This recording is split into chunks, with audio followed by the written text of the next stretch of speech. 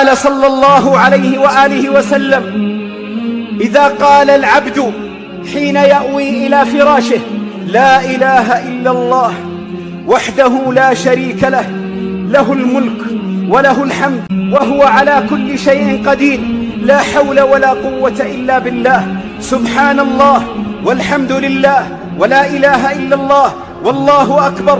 إذا قالها العبد ما الذي يحصل له؟